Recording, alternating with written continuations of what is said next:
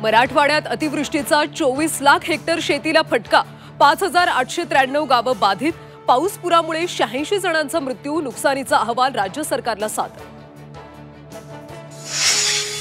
महाप्रलयानंतर पूरग्रस्तांच्या मदतीसाठी मुख्यमंत्री फडणवीस दिल्ली दरबारी, पंतप्रधान मोदींची भेट घेऊन शेतकऱ्यांसाठी पॅकेज जाहीर करण्याची विनंती करणार।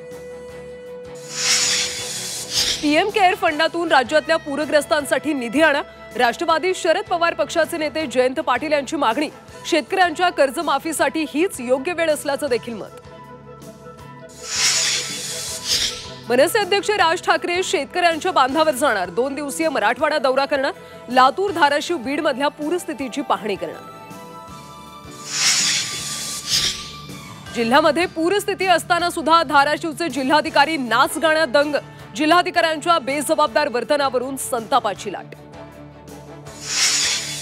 धाराशिवच्या असंवेदनशील जिल्हाधिकाऱ्यांवर काय कारवाई करणार, खासदार संजय राऊत यांचा सवाल, तर सरकारकडून कारवाईचं आश्वासन। मराठवाड्यातल्या पूरग्रस्त गावात संकटाची छाया, मूलभूत सुविधांकडे लक्ष द्या, महिलांची मागणी, पूरग्रस्त भागामध्ये सॅनिटरी पॅडचा तुटवडा, झी24 तासच्या आवाहनानंतर राष्ट्रवादीकडून मदतीचा हात। बीड सत्र न्यायालयाचा सतीश भोसले उर्फ खोक्याला दिलासा, तरुणाला मारहाण प्रकरणी 4 महिन्यातच जामीन मंजूर।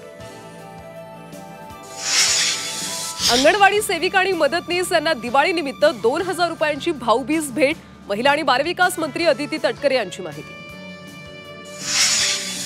बिहारमध्ये लाडक्या बहिणींना मिळणार 10,000 रुपये, बिहार सरकारची महिलांसाठी महत्त्वाकांक्षी योजना, 75 लाख महिलांच्या बँक खात्यात थेट पैसे जमा होणार।